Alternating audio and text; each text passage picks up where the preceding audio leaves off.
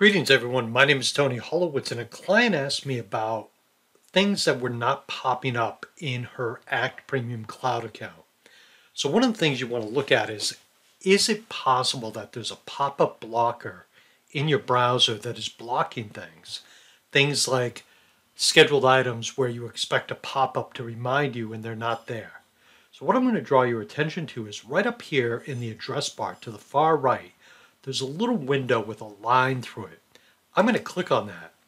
When this pops up, it tells me that pop-ups are blocked. And it's telling me, hey, should I continue blocking this? And I can click done. Or I can click on always allow pop-ups and redirects and allow that. So I'm going to click done, and now that has disappeared. So in the future, certain pop-ups will come up. So if you have any questions about pop-ups or things not showing up, feel free to reach out to me. Again, my name is Tony Holowitz, and I can be reached very easily by phone or by email, or just schedule a time on my online calendar. Thank you so very much. Have a great day. Bye now.